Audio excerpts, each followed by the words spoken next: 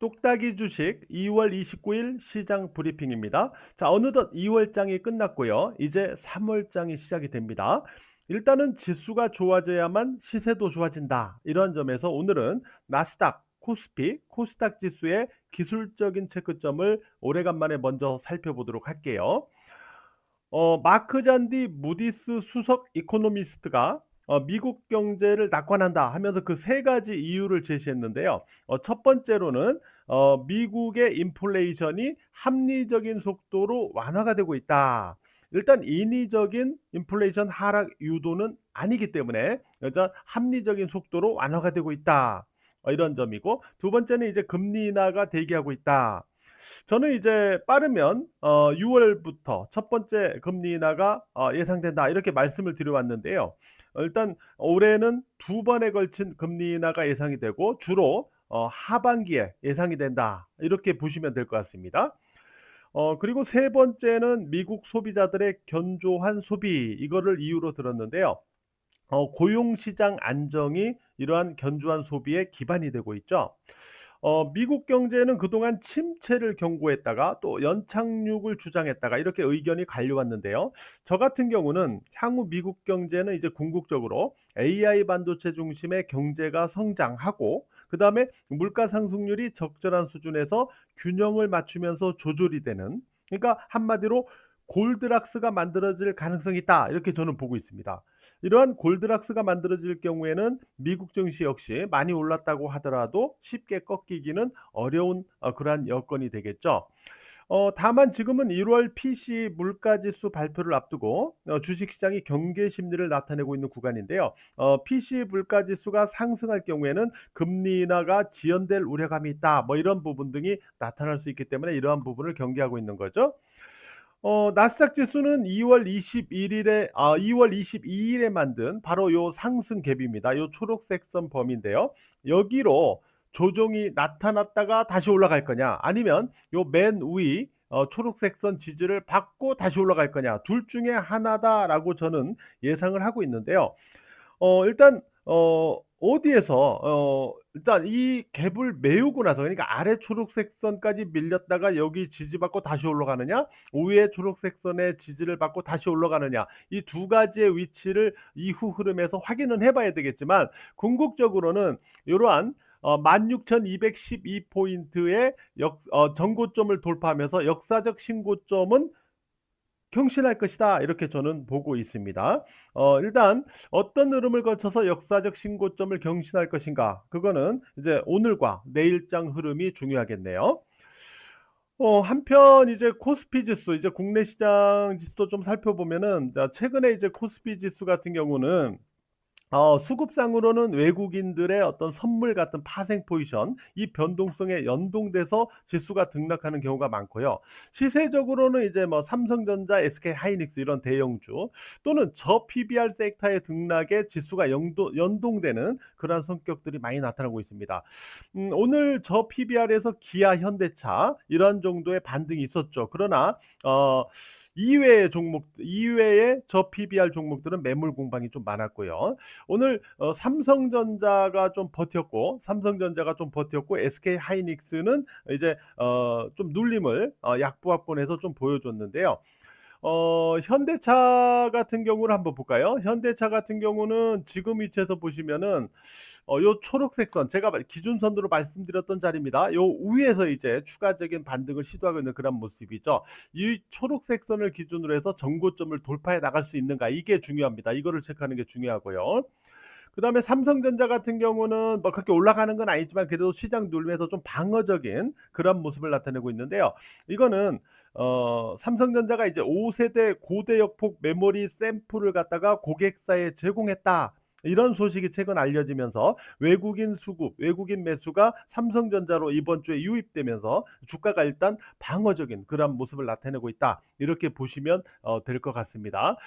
코스피 지수 기술적인 모습에서는 이 부분을 우리가 한번 좀 주목해 보도록 할게요. 어떤 부분이냐면, 자, 제가 이평선을 두 개만 그려놨습니다. 5일 이동평균선과 20일 이동평균선 두 개만 제가 이렇게 올려놨는데, 자, 데드 크로스가 발생되면서 이렇게 하락할 때 자, 5일 이동평균선, 20일 이동평균선이 다시 가까워지죠. 여기에서 골든 크로스에 실패한다. 그러면 다시 추가 하락이 나타나는 거예요. 그리고 골든 크로스에 성공한다. 그러면 다시 추가로 상승, 주가가 반등, 반전에 나가죠. 그리고 요 다시 좁혀졌을 때 데드 크로스가 안 나면 다시 지수가 추가로 올라간다. 이런 모습이 확인이 되죠.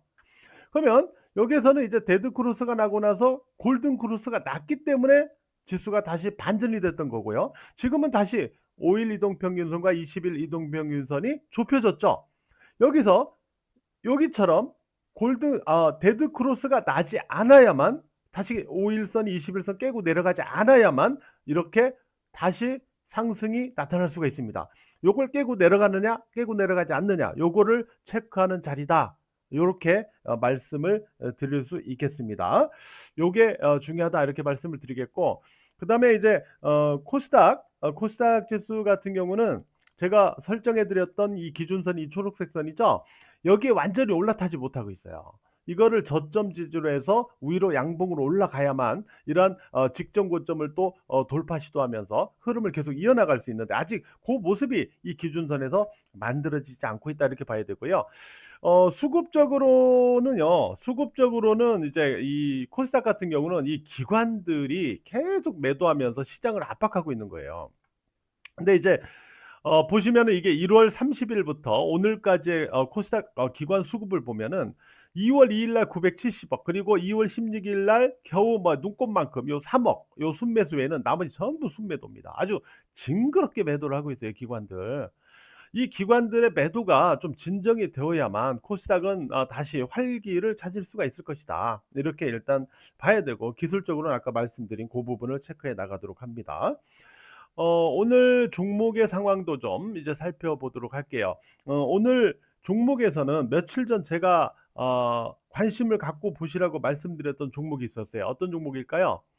예, 폴라리스 오피스죠. 폴라리스 오피스, 이 종목이 어, 오늘 아주 급등을 했습니다. 그죠? 급등을 했는데 그 이유가 세계 최초로 온 디바이스 AI 오피스를 개발했다, 이 소식이 알려지면서 이제 주가가 급등을 했습니다. 제가 최초에 설정해 드린 기준선이 여기죠. 요 아래 초록색 선, 여기를 지지선으로 해서 위로 올라갔네요.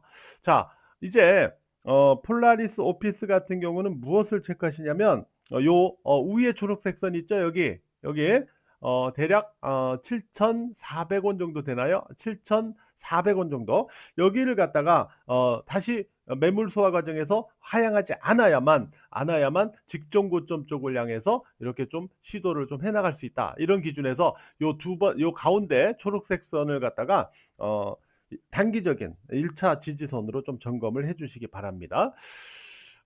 그리고 오늘 반도체에서는 이 PSK 이런 종목이 또 급등을 했어요. 급반등 시도했죠. 그죠? 원익 IPS 이런 종목도 그랬고, PSK가 뭐 이제 고점을 높이면서 이렇게 올라가는 패턴이고요. 오늘 주로 어떤 종목들이 반도체에서 상승을 했냐면은 PSK, 그다음에 원익 IPS, 그다음에 원익 QNC, 그리고 DNF, 또 뭐 테스, 이런 종목들입니다. 자, 이런 종목들이 오늘 상승을 했는데요. 이들이 공통점이 뭐예요? 전공정 관련주들입니다. 자, 삼성전자가 D램 시장 회복 추세에 맞춰서 펩 투자의 카드를 지금 고려하고 있다, 만지작거리고 있다, 이런 소식이 나오면서 오늘 이 반도체 전공정 관련주들이 상승을 했던 겁니다. 이 중에서 이제 원익 IPS 같은 종목은 이렇게 조정을 보였다가 오늘 갑자기 급반등을 한 건데요. 이 초록색 선 보이시죠? 대략 33,700원 선인데요. 여기에 접근되면서 저항이 나타날 수 있어요. 또는 그 위에서 저항 매물 소화가 있어야 됩니다. 그래서 원익 IPS 같은 경우는 요 33,700원 요 초록색 선에 접근했을 때, 그리고 그 위에서의 매물 소화가 어떻게 이루어지는지 요거를 좀 확인하면서 진행을 해야 된다, 이렇게 좀 말씀을 드리도록 할게요.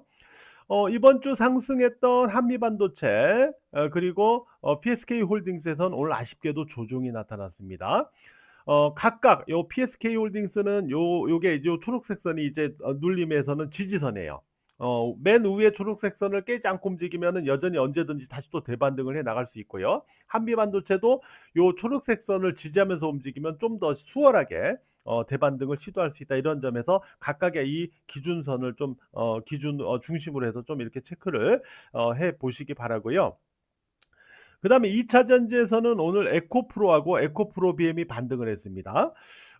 에코프로 같은 경우는 이제 친환경 양극 소재 생산 시스템과 청사진을 곧 공개할 것이다라는 소식이 알려지면서 반등을 했고요. 에코프로 BM은 이제 거래소 이전 상장을 준비 중에 있는 그런 모멘텀이 있죠.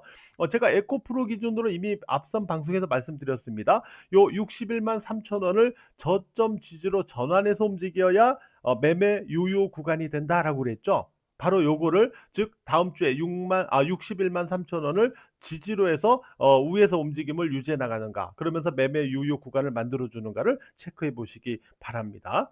자, 바이오에서는 오늘 제가 말씀드렸던 종목 중 메지온 같은 경우는 이제 안정적인 흐름을 유지했기 때문에 이 전고점을 돌파해 나가는지 계속 확인해 가고요. 다만 3천당 제약이 오늘 이렇게 전고점 쪽으로 어제 접근을 하다가 오늘 이렇게 바로 눌려버렸어요.